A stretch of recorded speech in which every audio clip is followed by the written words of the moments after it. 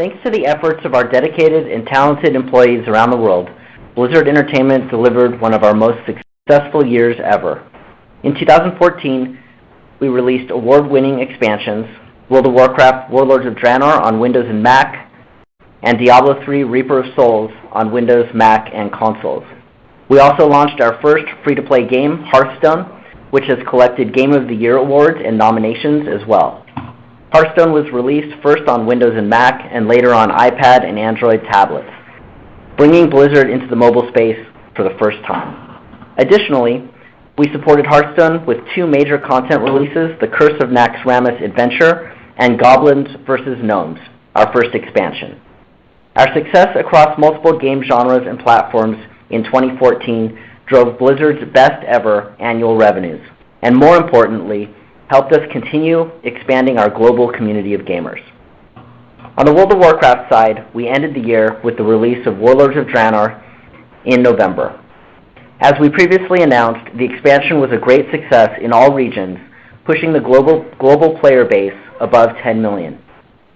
The introduction of the character boost, as well as design updates to the game, made it much easier for lapsed players to return to World of Warcraft and quickly reintegrate themselves into the community.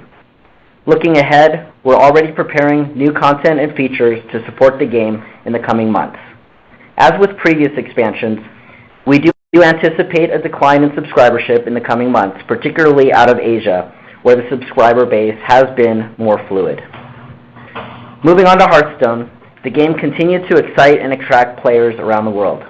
After announcing the Goblins vs. Gnomes expansion at BlizzCon in November, we launched it a few weeks later in December. This was followed shortly after with the Android tablet version of the game. All this activity helped drive Hearthstone's highest monthly active players ever in December, as well as our highest revenue quarter to date for Hearthstone. Registered players for the game have now reached over 25 million, capping off a spectacular start for Hearthstone. It's gratifying for us to see how the global Blizzard community has responded to our first foray into a new genre, as well as the free-to-play market and gaming on tablets. We'll keep working hard to build on last year's momentum with more content in 2015, as well as the upcoming Android phone and iPhone versions of the game. We do have another free-to-play game in the pipeline with Heroes of the Storm, our online team brawler. This is a genre that's proven to be very popular in the online space in recent years.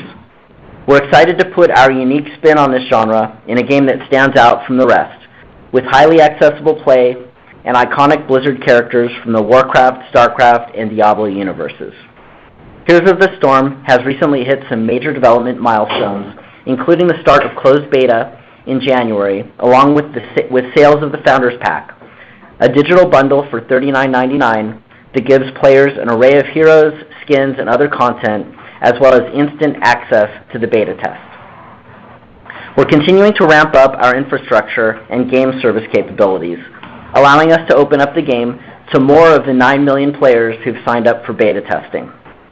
Excitement around Heroes of the Storm continues to build, as we're seeing more grassroots tournaments pop up, and major esports entities are already creating professional teams for the game. Looking further ahead, we gave the world a glimpse of what's next for Blizzard at BlizzCon. We kicked off the show by unveiling Overwatch, a team-based first-person shooter featuring an amazing cast of characters, of heroes, and set in an all-new Blizzard game universe. The announcement trailer for Overwatch was a viral sensation on the internet, while attendees and press alike raved about the gameplay after trying an early build on the BlizzCon show floor. In addition to Overwatch, we also showcased the final chapter in the Starcraft II trilogy, Legacy of the Void. This will be a standalone expansion, meaning anyone can jump right in to the Starcraft II experience without needing to own the previous games. We expect beta testing for both Overwatch and Legacy of the Void to start later this year. For a while now, we've been discussing the strong pipeline of Blizzard games.